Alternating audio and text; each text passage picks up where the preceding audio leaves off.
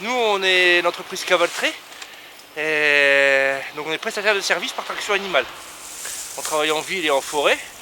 Donc la forêt c'est principalement l'hiver, la ville c'est un peu toute l'année. Et on a 9 chevaux en ce moment. Donc là c'est 3 de nos chevaux, nos 2 doyens qui encadrent la plus jeune.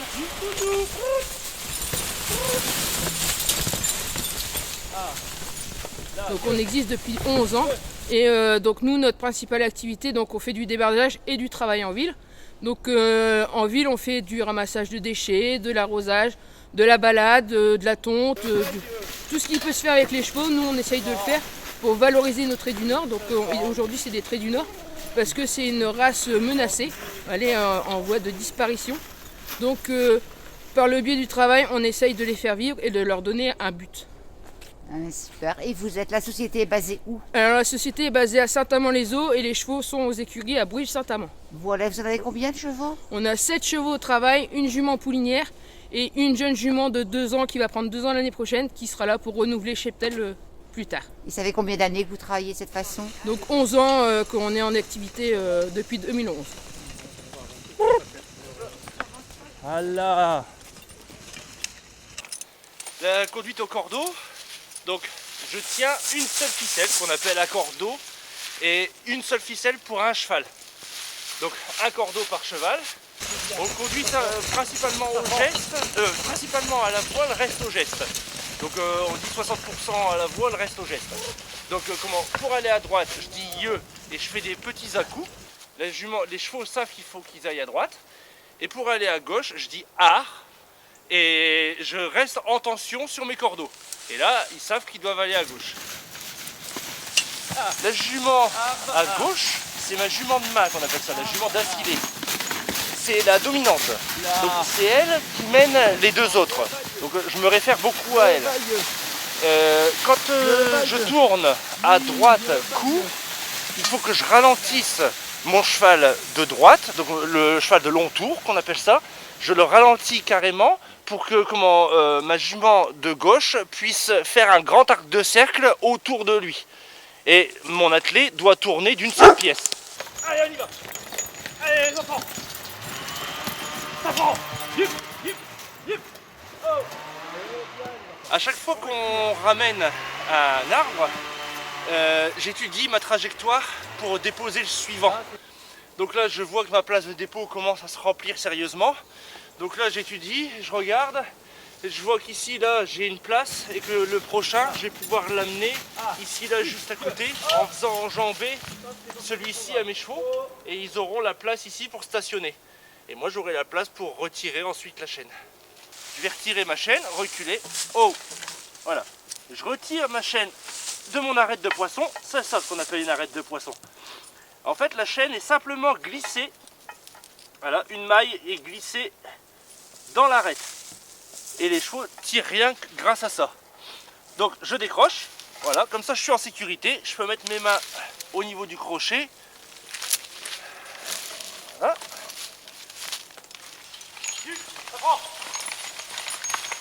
Hey, yip, yip. Oh là, ça c'est bien les enfants. Voilà, ça c'est bien. Et là ici, je suis vraiment derrière mon bois. Si le bois revient, je suis en danger en même temps qu'ils avancent. Et vu que j'étais à la traîne, je préfère arrêter mes chevaux, me remettre au... Non, j'ai rien demandé. Me remettre bien comme il faut. Vous allez la voir pour les 2 secondes.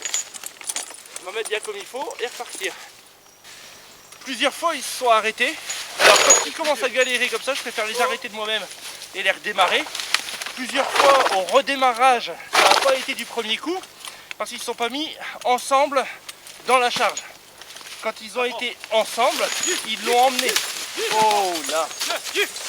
Donc d'où l'intérêt vraiment de les faire travailler et de les faire démarrer simultanément. Si vous voulez, ils ont besoin que j'y croie pour eux y croire et y arriver et y aller. Donc c'est pour ça que je les ai sollicités à ce point. Donc là on va les faire respirer un petit peu. On va faire le retour à vide. Ça va les détendre un petit peu musculairement. Et le prochain qu'on va faire, on va en trouver un beaucoup plus petit Bon voilà, musculairement parlant, ne pas les solliciter trop fort d'un coup.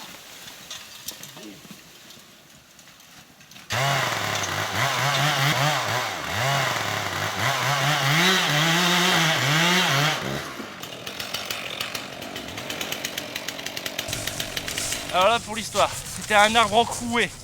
Donc en le bûcheronnant, donc en le coupant, il s'est planté dans un autre arbre. Et il était coupé complètement, mais il était resté en l'air. Donc là l'idée c'était d'accrocher les chevaux pour le tirer, le mettre au sol. Et là vous avez bien vu, ça a énervé mes deux juments bien. Ils savaient qu'ils allaient devoir s'employer. Donc là Udine a chauffé, on appelle ça. Donc vraiment elle s'est énervée, elle voulait y aller. Indira a suivi. Et quand j'ai démarré, pourtant j'ai essayé de calmer le jeu. Et quand j'ai démarré, du coup elle a fait des bonds. Et ça c'est pas bon, parce qu'elle a quasiment tiré la charge elle-même. Donc comment? Ça c'était pas bon. Il aurait fallu qu'ils tirent tranquillement à 3, comme ils font d'habitude pour tirer un autre bois. Oh. Oh. Oh, oh. Oh, les trois. Là. Par rapport aux chevaux, on essaye d'ajuster les charges. Là ils ont fait une grosse traîne, l'avant-dernière traîne. On va faire demi-tour, déjà pour repartir à vide, ils vont se détendre un petit peu, ils vont souffler, et on va raccrocher à un bois un peu plus petit, pour les faire respirer aussi. On ne leur fait pas tirer des grosses charges à chaque tour. Méry, t'es pas en sécurité là. Méry. Oh. Voilà. Oh. Mes yeux doivent vraiment toujours être en mouvement. Je regarde la tête de mes chevaux, je regarde leur trajectoire, je regarde les souches, si je vais pas rentrer dans une souche, parce que si je rentre dans une souche, ben je cale mes chevaux tout de suite et ça leur fait un gros coup de collier, donc ça peut leur faire mal aux épaules. Le bois peut chasser quand on tourne à droite ou à gauche. Alors quand on a des petites longueurs ça va encore, quand on a des beaucoup plus grandes, eh ben, on a un grand rayon de chassement. Donc ça il faut pouvoir l'anticiper aussi. Pareil, on fait la même chose.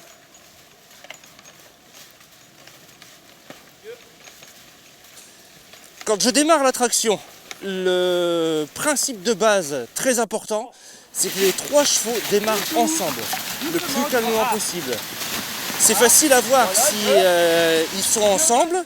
C'est les trois palonniers. Alors les palonniers, c'est les barres qu'il y a là. Ça c'est les palonniers. 1, 2 et 3. Il faut qu'ils soient alignés. S'ils sont alignés, mes chevaux tirent ensemble, ils arriveront à tirer la charge, et des charges lourdes. Alors moi aujourd'hui je suis chargé de manipuler les palonniers donc derrière les chevaux pour les accrocher à la grume et d'attacher la chaîne autour de la grume. Alors cette chaîne est positionnée ici, vous voyez, sur la grume de 2,50 m, 2,60 m, ce qui va permettre aux chevaux de la tirer pour l'amener en bordure de chemin. Alors on utilise les chevaux parce que le département ici veut protéger donc son site. Donc par rapport à un tracteur, l'avantage du cheval c'est que ça n'abîme pas le sol, il n'y a pas de tassement au sol et en plus de ça ça permet de préserver les jeunes pousses, les jeunes arbres qu'on veut voir évoluer et grandir. Donc par rapport à un tracteur pour pouvoir passer, on va être obligé de couper des jeunes arbres pour pouvoir faire un cloisonnement qu'on appelle ça dans la parcelle, pour ensuite aller chercher au câble ou les arbres qui sont dans le peuplement. Et du coup les allers-retours font des ornières, des tassements de sol et ça détruit un peu plus le site, quoi.